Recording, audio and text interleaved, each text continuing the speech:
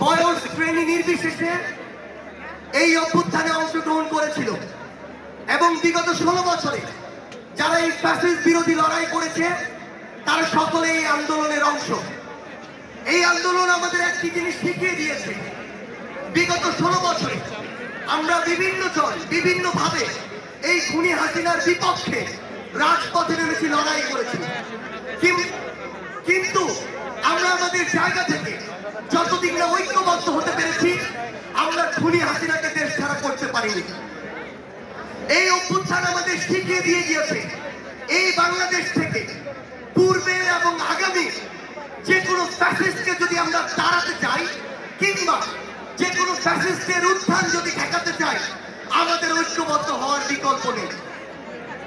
আমি বাংলাদেশের এখন যারা বিভিন্ন রাজনৈতিক দল রয়েছে আপনাদের প্রতি পুরো বাংলাদেশের শহীদ পরিবার এবং আহত যোদ্ধাদের সামনে রেখে শুধু একটি অনুরোধ করতে চাই, এই বাংলাদেশের স্বার্থে বাংলাদেশের মানুষের স্বার্থে আমার জীবন দেওয়া রক্ত দেওয়া ভাই বোনদের স্বার্থে দয়া করে আপনারা বাংলাদেশে আর নতুন করে রাজনৈতিক ভাবে এই বিভাজনগুলোর সৃষ্টি করবেন না।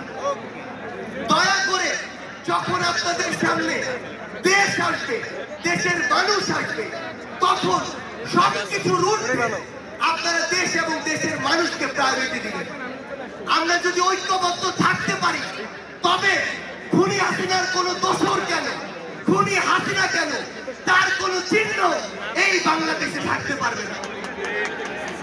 আমরা আপনাদেরকে আমাদের জায়গা থেকে আরেকটি অনুরোধ করতে চাই, এই খুনি হাসিনা বিগত 16 বছরে বাংলাদেশে তার স্বৈরাচারী একটা রেজিম প্রতিষ্ঠা করতে গিয়ে সবার আগে বাংলাদেশের যে প্রতিষ্ঠানগুলো ইনস্টিটিউশনগুলো এগুলোকে ধ্বংস করেছে।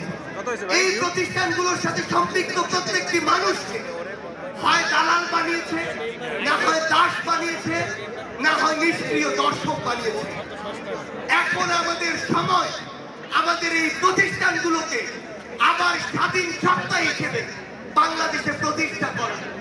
ওই 5ই আগস্টে বাংলাদেশ সেনাবাহিনী যে গাছ দেখিয়েছে আগামীর বাংলাদেশে বাংলাদেশের প্রত্যেকটি প্রতিষ্ঠানকে সেই গাছ দেখাতে হবে।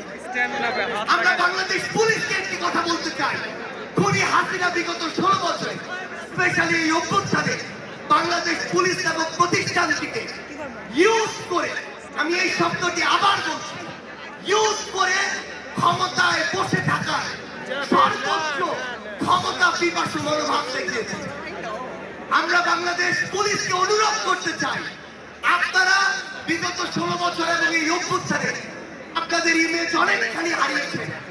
এখন সময় এসেছে আপনাদের এই ইমেজ পুনরুদ্ধার করা। আমরা আপনাদের উপর আগামীতে আস্থা রাখতে চাই। আমরা চাই আপনারা আপনাদের সগর্বে বাংলাদেশে আবার প্রতিষ্ঠানের সুনাম ফিরিয়ে আনুন। তবে এটি শুধুমাত্র আপনারাই করতে পারবেন এবং আপনাদের কাজের মাধ্যমে করতে পারবেন। আমরা চাই এই অভ্যুত্থানে যারা আমাদের শহীদ ভাই রয়েছেন, আহত যোদ্ধা রয়েছেন, তাদের বিচার এই বাংলার মাটিতে, তাদের হত্যাকাণ্ডের সাথে জড়িত যারা আছে, তাদেরকে যারা রক্তাক্ত করেছে, তাদের বিচার এই বাংলাদেশের মাটিতে নিশ্চিত করার জন্য আপনারা আপনাদের জায়গা থেকে সর্বোচ্চ চেষ্টা করুন।